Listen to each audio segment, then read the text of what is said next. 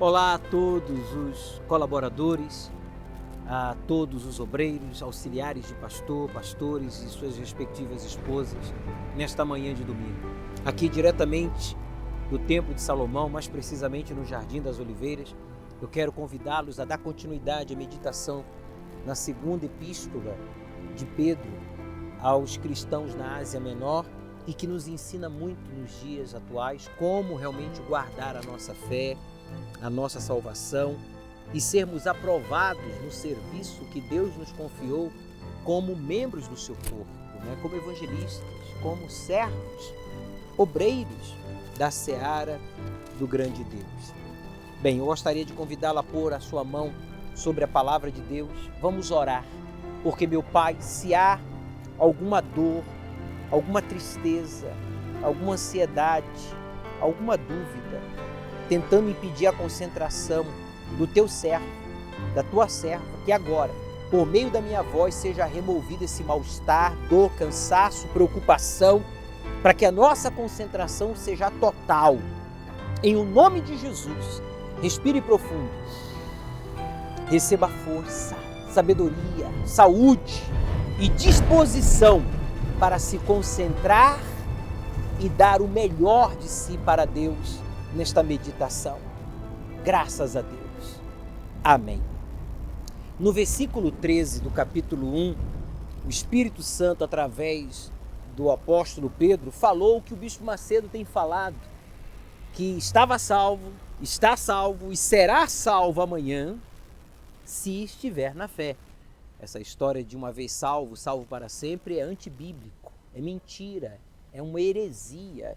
E isso fica confirmado aqui nesse versículo 13, quando diz: e tenho por justo, referindo-se a ele mesmo, enquanto estiver neste tabernáculo. Em outras palavras, olha, eu estou salvo, eu estava salvo ontem, se tivesse morrido teria ido para o Pai, estou salvo hoje porque estou na fé, estou na justiça e estarei salvo amanhã se permanecer em comunhão com o meu Senhor.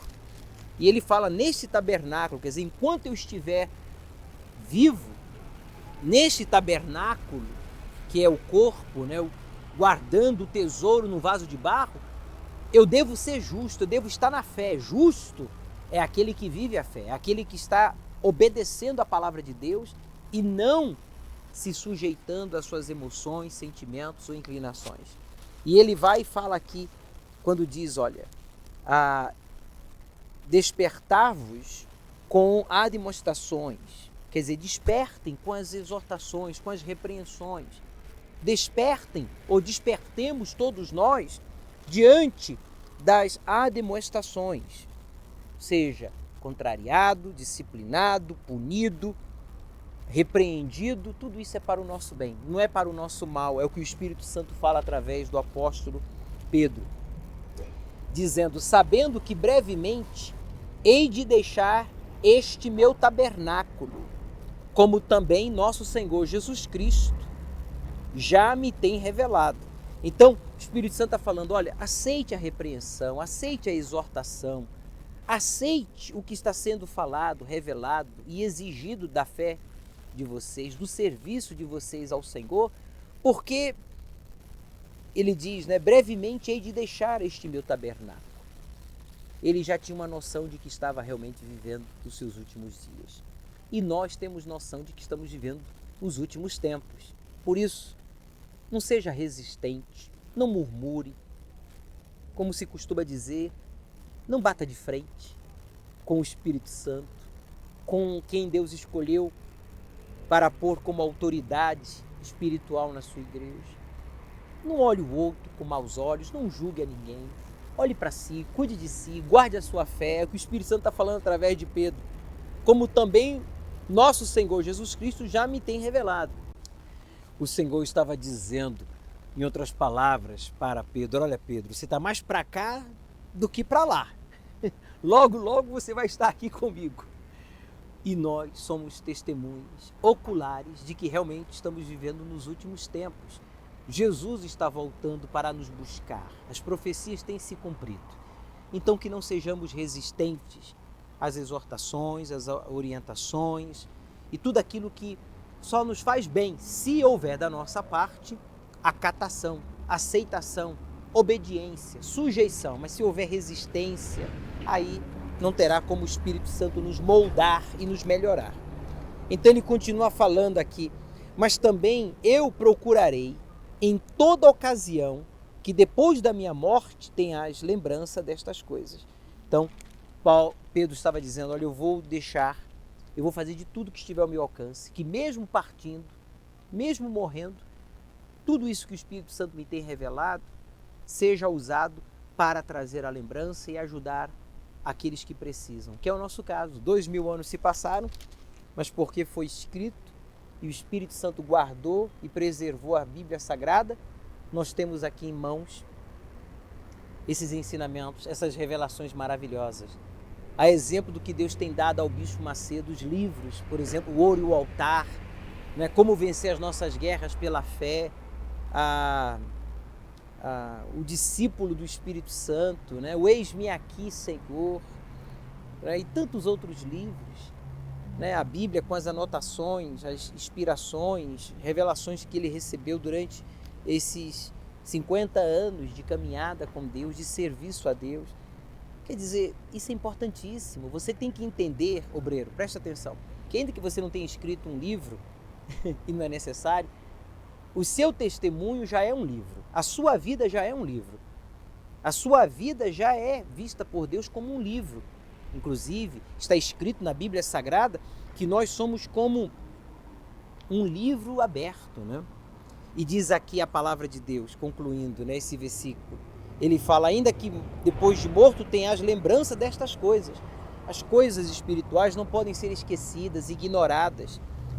Mas, diz ele, porque não vos fizemos saber o poder e a vinda de nosso Senhor Jesus Cristo, seguindo fábulas astuciosamente compostas, mas nós mesmos vimos a sua majestade. Então ele está falando, olha, eu não quero tentar convencer ninguém da vinda do Senhor Jesus, pelo poder da vinda do Senhor Jesus, segundo fábulas, invenções, criações, não. Ou astuciosamente compostas, que são as pessoas persuasivas, pessoas astuciosamente que armam, né? Criam, inventam histórias, filosofias e etc. Ele diz não, mas aqui ele diz, mas nós mesmos vimos a sua majestade. Ele está falando, eu vi Jesus sendo glorificado, ascendendo aos céus, né, diante dos meus olhos, é o que Pedro está falando. Não é invenção. Jesus morreu, ressuscitou e ascendeu aos céus e enviou o Espírito Santo. E essa é a nossa riqueza. Você tem o seu testemunho, você, né, já foi morto, hoje você está vivo para Deus e batizado com o Espírito Santo para glorificar a Deus na sua vida, glorificar a Deus no seu casamento, na sua família, no serviço que prestamos.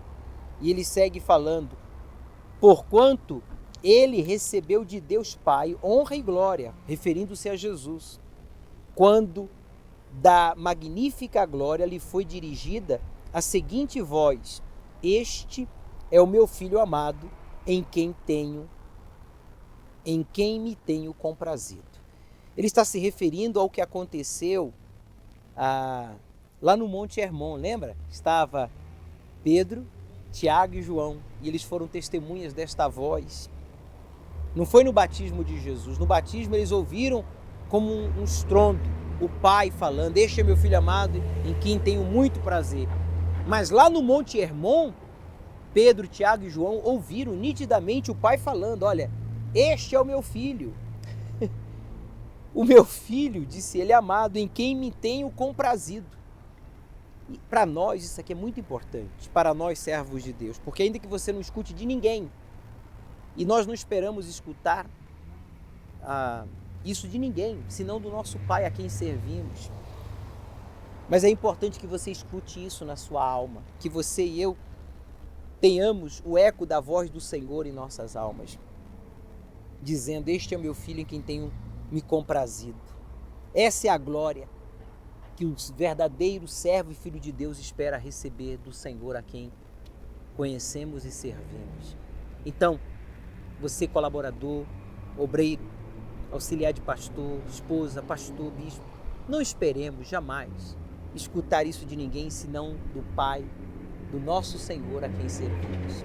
Medite nesses versículos e no próximo domingo daremos continuidade ao nosso estudo. E não esqueça, nos veremos aqui no Jardim das Oliveiras, no Templo de Salomão, aí na sua iurte ou nas nuvens. Até lá!